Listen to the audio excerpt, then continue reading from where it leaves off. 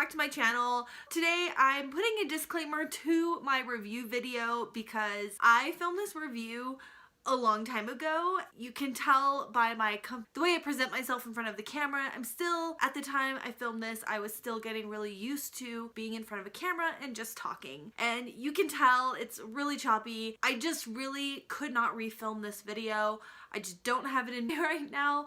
I have too much stuff that I really need to play catch up on. So I'm just gonna go with it. I believe this book, The Girl He Used to Know, that I'm reviewing is still not out yet. I believe its release date is like in April. I could be wrong about that. I'm gonna try and look it up and put it in the description below. Yeah, I just wanted to let you know that this video was done quite a while ago. So I hope you enjoyed this review. I hope that you go pick up this book. It was really good. For people who love contemporary, you will absolutely adore this book, I'm pretty sure. If you've read this book, or when you read this book, if you want to come back and open up a discussion with me about it in comments below or on Twitter, I would absolutely love that. Hey, I'm Michelle from Michelle Loves Books, and today I'm going to be doing a review on The Girl He Used to Know by Tracy Garvis Graves. I received this arc from St. Martin's Press. This is a contemporary novel, which is really out of my comfort zone. I really don't read a lot of contemporary. I ended up giving this book a 4-star, however, I think I might actually have to bump it up to 5 stars. This book will be released on April 2nd, 2019. This follows Annika and Jonathan, who had a college romance. 10 years later, they bump into each other.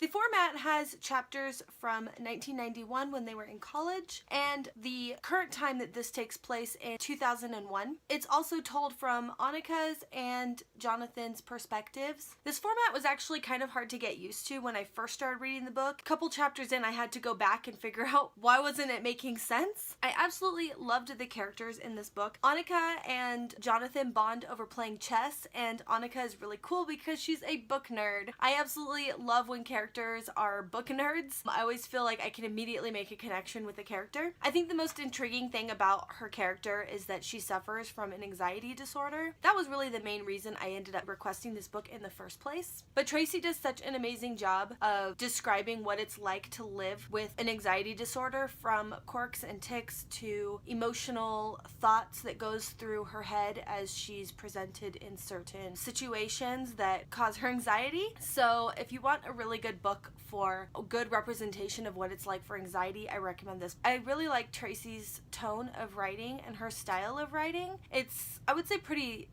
I don't know how to describe it, but it just flows really nicely. This actually goes a step further from just anxiety disorder. I don't know if this is technically a spoiler, but I think that you're safe knowing this before you read it. In fact, I think that what I'm about to say might actually push someone to read this book even more so. I was really surprised. So she goes a step further. Not only does Annika have an anxiety disorder, but years later, after suffering with what she thinks is an anxiety disorder, she finally goes and gets tested. She decides to go and start speaking to a therapist. I really thought that was really positive that she decided to find a way to cope, seek out help to have a more fulfilling life. And I really love to see the growth in Annika. So as a reader and someone who understands what it's like to live with anxiety, it actually felt like her anxiety through some points of this book were so extreme that it was almost unrealistic. And then it came out later that her therapist and Jonathan ended up talking her into going to get tested. She finds out that she has spectrum, high functioning autism.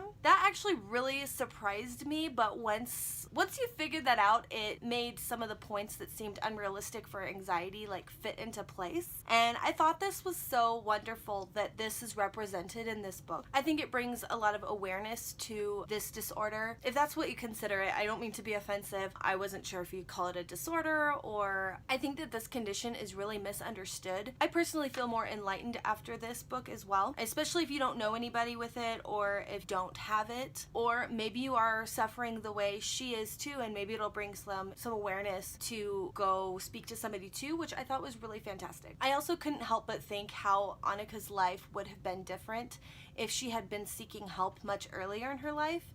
But at the time that this is written, in like 1991, and they actually talk about this in here too, there just wasn't enough research done about this. I thought that was just really interesting. Also, the ending was really surprising. At first, it just felt like it didn't fit in the story at all. I was just kind of like riding the wave of the story and how it was going and her life and Jonathan's life, and then all of a sudden this thing happens and it's like, what? This doesn't feel like, it made me think that maybe that's what this book was intended for, but I don't think so. I think because in retrospect that it had to play out that way, because if you read this you will know what I'm saying, but it was just like so unreal. But I think that that perfectly represents what happens in the book to real life and how people felt. So I like don't know how to say it without spoiling it. And also this event, it was so well written, it felt real. I actually reached out to Tracy on Facebook this morning and I had to ask her if this was based on a true story because it felt so real. That was amazing that she actually responded, and she responded really quickly. Thank you. That was just really fantastic, and it really made my day,